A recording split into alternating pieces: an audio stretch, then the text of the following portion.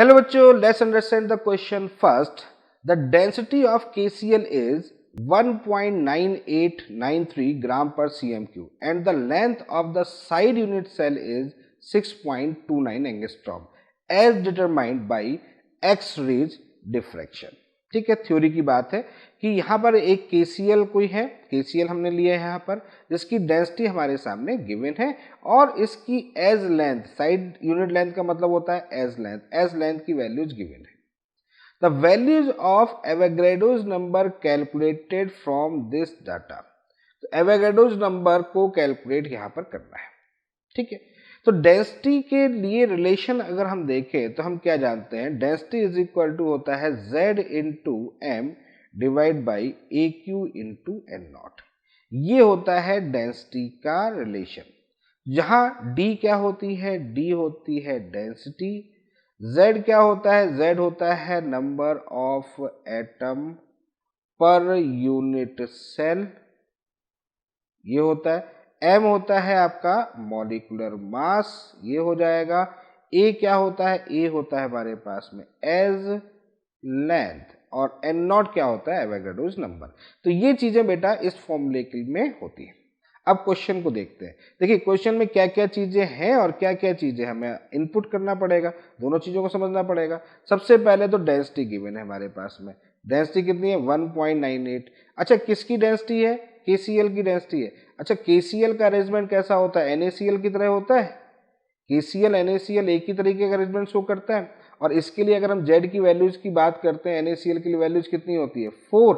इसका मतलब यहाँ पर वैल्यूज 4 होगी, Z की वैल्यूज मिल गई, डेंसिटी मिल गई. M मॉलिक्यूलर मास निकाल लेंगे, KCl का मॉलिक्यूलर मास यहाँ पर 74.5 हो जाता है, 74.5 ये हो जाता है. ठीक है, A की वैल्यूज हमारे पास में एंगस्ट्रॉम में है, इसको पिकोमीटर में कन्वर्ट कर लेंगे, N0 निकालना है. बस सिंपल सी बात है, इतना काम हमको करना है. तो चलिए शुरुआत करते हैं, साथ में सॉल्व करेंगे आप, तो साथ में सॉल्व करिए. तो चलो शुरुआत करते हैं. तो क्या करेंगे, सबसे पहले डेंसिटी की वैल्यू रख दो 1.98, ये रख दिया, इज इक्वल टू Z की वैल्यू यहाँ 4, M की वैल्यू 74.5, फिर हो जाएगा यहाँ पर, फिर यहाँ पर हो जाएगा A कितना है 6.29 इंटू, देखो यहाँ पर एंगस्ट्रॉम है, इसको पिकोमीटर में कन्वर्ट कर ले या इसको सेंटीमीटर में कन्वर्ट कर लेते हैं, है ना.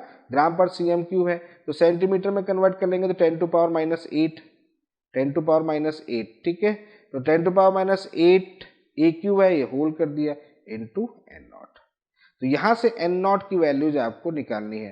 तो N0 की वैल्यूज कैसे निकलेगी, यहाँ पर अगर हम देखें तो ये चीज़ यहाँ मल्टीप्लाई हो जाएगी, ये चीज़ यहाँ चली जाएगी, तो हो जाएगा आपके पास में कितना होगा, 4 into 74.5, 4 into 74.5 divide by 1.98 into 6.29 into 10 to power minus 8 का होल क्यूब, ये चीज़ यहाँ पर आएगी.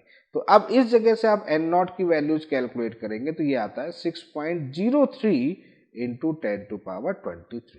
ये वैल्यूज यहाँ पर आएगी 6.03 इंटू 10 टू पावर 23. तो देखते हैं ये कोई ऑप्शन यहाँ पर दिख रहा है, बिल्कुल है, थर्ड ऑप्शन दिख रहा है. तो इस क्वेश्चन के लिए जो हमारा करेक्ट आंसर होगा that is the third option हमारा करेक्ट होगा.